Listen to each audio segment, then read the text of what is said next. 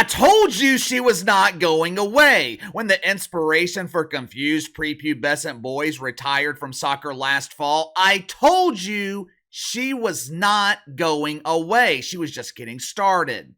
Megan Rapinoe just can't help herself. She has got to remain in the spotlight. She's got to be given attention. I guess the attention and the affection from the Sue Bird just isn't enough for the Megster. She is yearning for the attention of complete strangers, or as she likes to call them, my brothers identifying as my sisters and my sisters identifying as my poodle. Over the last 4 years or so, deacons at Woke United Methodist, they have been preaching a message of tolerance. They have been preaching a message of acceptance. If 14-year-old Tommy wants to share gender commonalities with mommy, he is encouraged to seek gender-affirming care.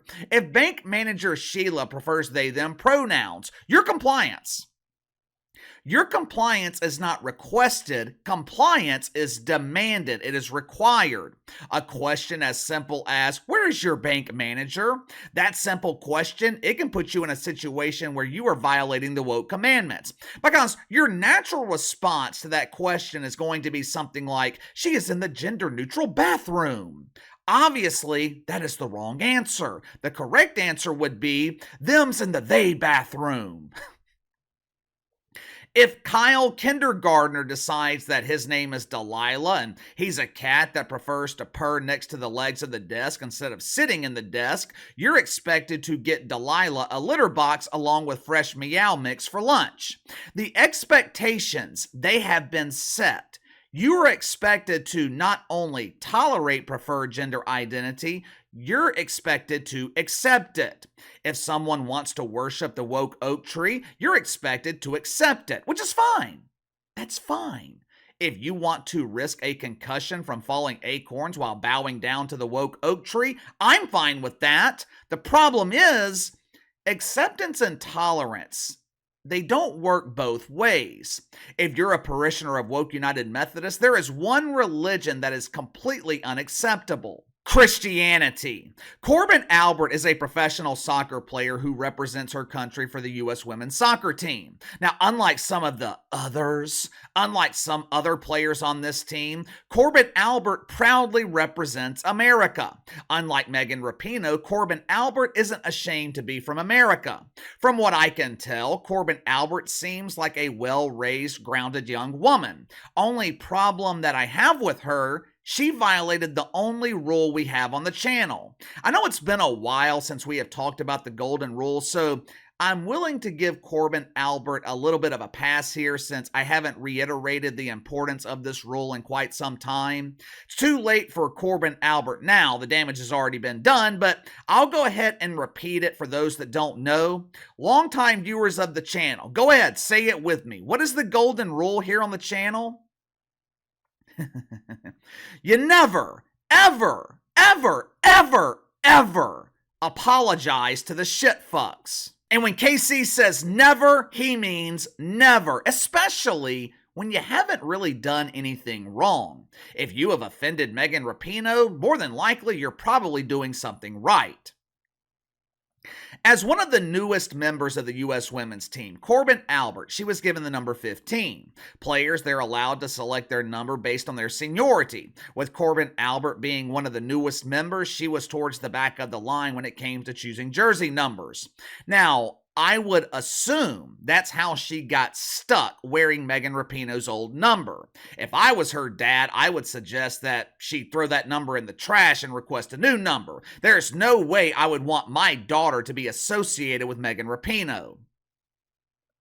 Outside of sharing the same number, though, doesn't seem like Corbin Albert and Megan Rapinoe have a lot in common.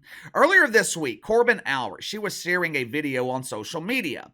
This video, it was highly offensive to Megan Rapinoe and her students in her Sunday school class at Woke United Methodist. But before we get into all that, let's go ahead and get to the sponsor for today's video real quick. My good friends over at Angelic Imports. Me personally, I have never been a big fan of sweets. I'm not a big snacker. I would rather eat full meals than fill up throughout the day on snacks. But last month, I got my wife 65 pieces of Gouffre chocolate from Angelic Imports, and I have been snacking on them ever since. I think I have eaten more than she has. Matter of fact, Once her Valentine's gift from me was depleted, I ordered more at the beginning of March, and they're damn near gone too. My household, we have become regular consumers of Angelic Imports. The chocolate offered by Angelic Imports, this is not your average gas station candy. Gouffre, it is a gourmet German confection imported directly from the Swiss, French, and German border areas. And it doesn't have to be a holiday for you to enjoy the high-quality chocolate from Angelic Imports. This candy is great to have around in case of emergency. If you do something to piss your wife off and you're trying to get back on her good side, forget about a dozen roses. They'll be dead within a week. For less than $20, you can get her a bag of Gouffre Golden Secrets, which contains 20 pieces of Gouffre, and you'll have your wife forgetting about what you did to piss her off in no time. Gouffre is perfect for anniversaries, birthday parties. It would make an excellent gift for Mother's Day, or you can just have the most popular desk at your job. I'm telling you, you will not be disappointed. This is the best candy I've ever tasted. As an added bonus, when you purchase from Angelic Imports, you're supporting a retired veteran in the U.S. Air Force. Also, be sure to request the free samples at checkout at Angela. She'll send you some free chocolates. Click the link in the description below. Use my promo code Behind the Line to receive 10% off your first purchase with Angelic Imports. All right. Earlier this week, Corbin Albert, she was in clear violation of the woke commandments. She uploaded a video which has since been taken down of what looked to be a sermon. The speaker, he was preaching from the Bible, which, as you guys know, that is very, very painful for Megan Rapinoe. He was preaching about the Bible stating that identifying as the L, the G, and the B is wrong. To make matters worse, the video stated that feeling transgender is wrong. Korbin Albert was sharing the video on her personal social media. If you disagree, if you don't believe in the Bible, if you don't like what you're seeing, all you gotta do is block her or not watch it. She wasn't asking you to accept her beliefs. She was simply sharing a sermon that she identified with. Now you would think the community of identifiers would relate to that. I thought this was the community that preached a message of acceptance. I guess I thought wrong. Megan Rapinoe was very bitter when she saw this video from Korbin Albert. She decided to put a detective hat over her pink hair, and for a brief moment, she chose to identify as Dick Tracy. The Mexter, she was going to look into the background of Korbin Albert, hoping to find other offensive messages. Last year, during the 4th of July, Korbin Albert and her family, they were celebrating the birth of our country. Strike one. During the celebration, which was uploaded to TokTik, Korbin Albert and her family, they were proudly chanting their preferred pronouns. Now, initially, I was confused as to why the Mexter would be offended by this. I thought Megan Rapinoe would be proud that a member of the U.S. women's soccer team was proudly displaying their preferred pronouns. I mean, if you applied your woke hat, you would understand why the Mexter was offended. Korbin Albert and her family were making a mockery of pronouns. They were claiming that their preferred pronouns were USA. That is outrageous and highly offensive. But it gets even worse. Oh, does it get even worse? Korbin Albert, she also liked a post on Instagram that made fun of Megan Rapinoe. During her final game in the NWSL, the Mexter, she sprained her ankle early in the game. Korbin Albert, she liked a post that claimed God took time off from performing miracles to make sure that Megan Rapinoe sprained her ankle in her final soccer game. Obviously, the Mexter was outraged. She finally had enough of Korbin Albert offending her Sunday school students. Megan Rapinoe got on Instagram. She accused Korbin Albert of hiding behind her beliefs. She also accused her of spreading a message of hate and harming kids with her dangerous rhetoric of Christianity. The children! It's always about the children! Yeah, it's always about the kids when they're convenient to your narrative. When Roe versus Wade was overturned, they didn't seem too concerned about the children. Megan Rapinoe expressed her fake outrage, and it had the desired effect. She received plenty of attention from the mainstream media. She was portrayed as a defender of the LGBT community. Who knows? ESPN will probably see this story and give Megan Rapinoe another Courage Award because, it is so courageous to stand on the same side as 90% of the mainstream media. Either way, this should be end of story, right? We have seen this same movie many times before. Megan Rapinoe pretends to be outraged. She posts a message on social media. It's a celebration of rainbows and woke wieners for about, 15 minutes. Megan Rapinoe gets the desired attention that she wants. Everyone moves on. Problem is, that's not how this story ends.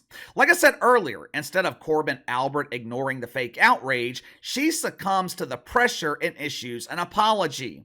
"I'm sorry, please forgive me. I'm so disappointed in myself. I should have never been spreading messages of hate. I should have never been this insensitive. I am performing an act of contrition by signing up for sensitivity training."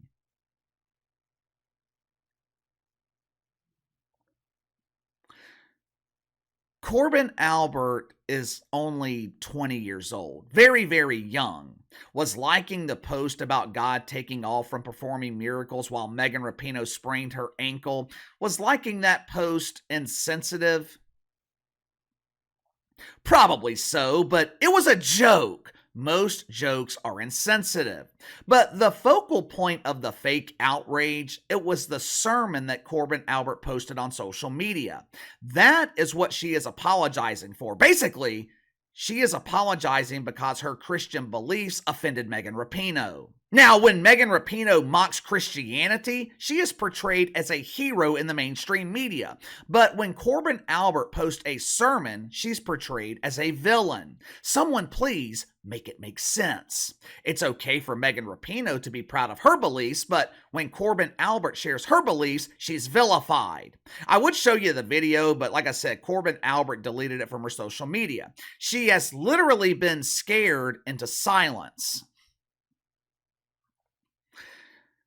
Give me your thoughts on this. Megan Rapinoe rallies parishioners of Woke United Methodist to express their fake outrage at Corbin Albert. She accuses Corbin Albert of spreading a message of hate, which is ironic when you think about it, because Corbin Albert is receiving messages of hate from followers of Megan Rapinoe.